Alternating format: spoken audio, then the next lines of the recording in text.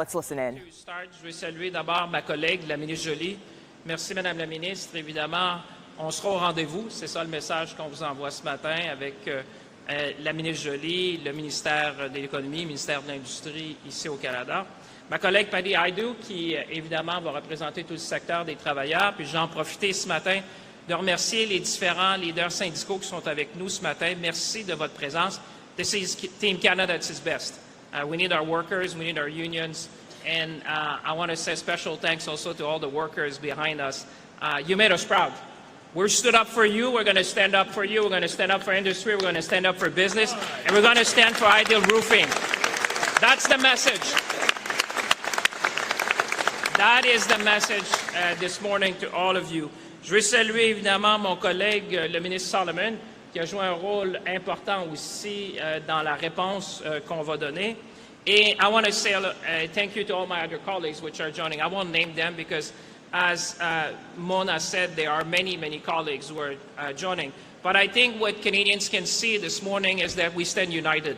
We stand united in our response. We stand united in our resolve. We stand united in fighting for Canada. Et je veux évidemment remercier les gens d'Ideal Roofing de nous accueillir aujourd'hui. Philippe en particulier, très fier avec ton père. Imaginez un peu une entreprise qui a été fondée il y a près de 100 ans dans une ancienne gare d'ici à Ottawa. Vous entendez même le son. Et qui est maintenant à sa 4e génération de dirigeants. Donc Philippe dirige une entreprise et qui emploie 350 personnes à Ottawa, à Toronto, à Moncton. C'est une belle histoire de réussite franco-ontarienne dont nous pouvons tous et toutes être très fiers. You are a true Canadian success story, and a big round of applause to you and the 350 workers.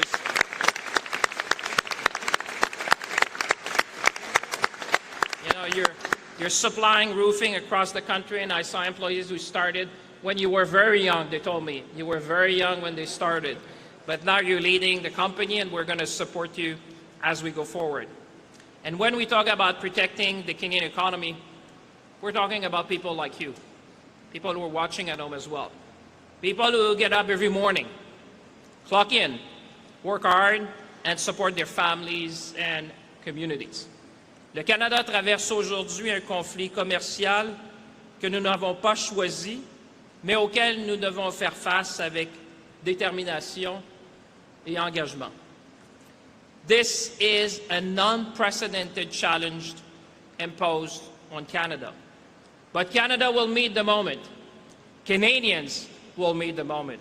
We will meet the moment together. And as the Prime Minister has said, we will support our workers, our businesses, and our industry with whatever it takes for as long as it takes. That is the essence of the message this morning, and that's why we are united with you, and that's why we want to present what we have to offer to Canadians.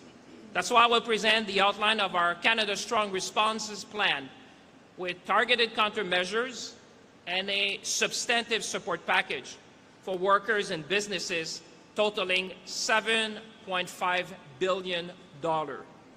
Because when Canadians stand together, nothing can stop us. Over the past several months, as you have seen, our government has worked intensely and in good faith to reach a mutually beneficial trade agreement with the United States of America. Minister LeBlanc, our Chief Trade Negotiator, Janice Charette, our negotiating team, and the Prime Minister worked tirelessly on behalf of all Canadians. But ultimately, the terms proposed by the U.S. administration were uneconomic, unfair, and ultimately unacceptable. They asked too much of Canada and offered too little in return. Accepting them would have harmed our workers, people like you see here today, weaken our industries, and compromise principles fundamental to our nation. So we stood up for our workers, we stood up for our businesses, we stood up for Canada.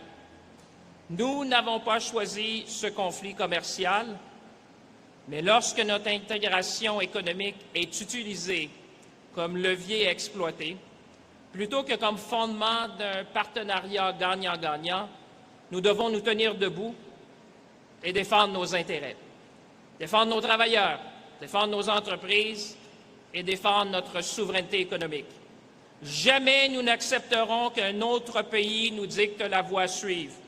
Notre avenir nous appartient en tant que Canadiens. C'est l'essence même d'être maître chez nous. On August 22nd, the United States of America imposed tariffs on 50% on approximately $28 billion in Canadian goods. Those tariffs will have real consequences for Canadian workers, businesses, and communities across our nation. Canada must respond, and today we are, in a proportionate, targeted, and strategic way. Today I'm announcing that Canada will match the United States tariffs dollar for dollar, rate for rate. Effective September 8, Canada will impose counter tariffs of up to 15, 25, or 50% on $27.6 billion in imports from the United States of America. For each product, our tariff would match the American tariff on the same type of Canadian good. Notre objectif est de protéger les travailleurs, les producteurs et les manufacturiers canadiens, comme on voit ici ce matin, tout en plaçant les produits fabriqués ici dans une meilleure position concurrentielle sur le marché canadien.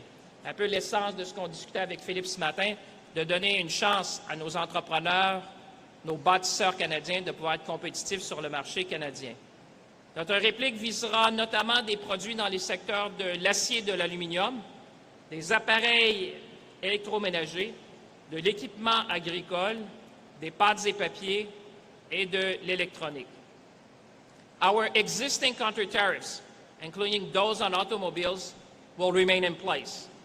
Canada's remission framework will also remain available to mitigate unintended consequences for Canadian businesses.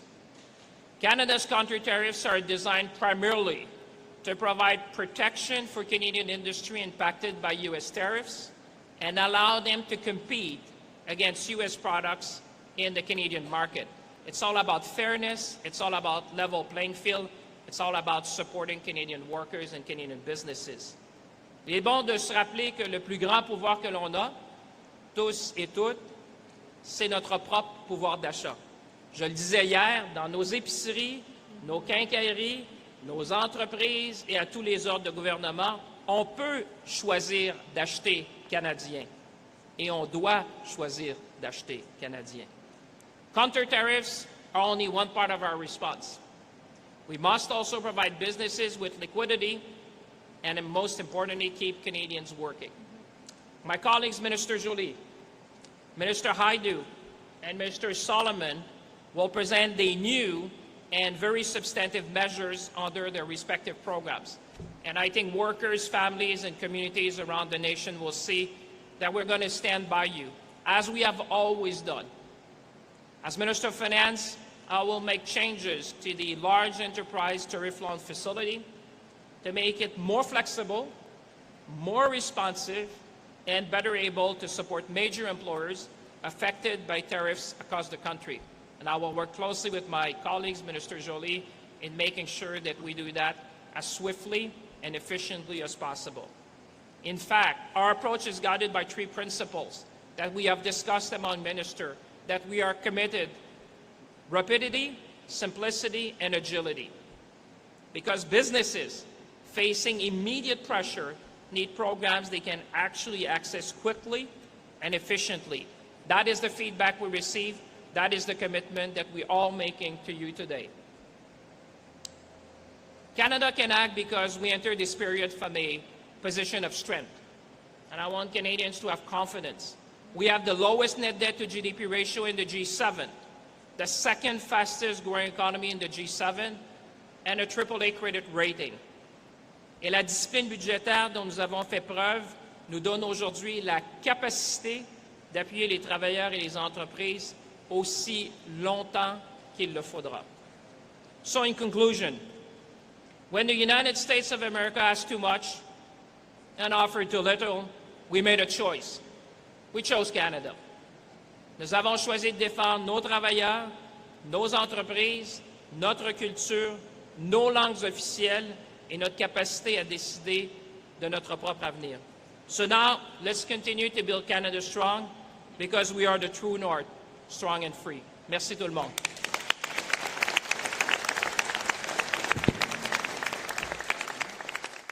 All right, if you are just joining us, what you're seeing there is Canadian officials announcing retaliatory tariffs. This is in response to President Trump's tariffs that were announced. I want to bring back our correspondent at the White House right now, CBS News correspondent Natalie Brand. And Natalie, can you take us through what you learned from that news conference just now? Well, essentially what Canadian officials are saying is they plan to match the U.S. tariffs, in their words, dollar for dollar, a range of 15 to 50%, depending on the product, totaling about $20 billion worth of U.S. goods. And while we didn't get specific goods listed in that news conference as of yet, we'll still monitor that. The Wall Street Journal is reporting that products that could be targeted include U.S. steel, aluminum, washers, dryers, dairy products, some of these key sectors. So essentially this is a now tit for tat between the U.S. and Canada. What Canadian officials also announced was billions of dollars in a support package for businesses in Canada that will be impacted by the new U.S. tariffs that took effect over the weekend. So this has certainly escalated. Canada says that these new retaliatory tariffs are going to be taking effect September 8th, right after Labor Day. So the question now, Mugo, becomes, can these two sides come back to the negotiating table? Yesterday, we heard some signaling to that effect. The Treasury Secretary acknowledged that President Trump wanted Prime Minister Carney to come back to the negotiating table and negotiate in good faith. Carney, for his part, said that Canada would return to the table when Americans have the right attitude. So, you know, at this hour, again, we are seeing the escalation in the trade war, in the rhetoric between the two sides. The question is, in the weeks to come, before these new Canadian tariffs take effect, can the two sides find a way to de-escalate things? All right, Natalie Brand at the White House for us today. Thank you so much.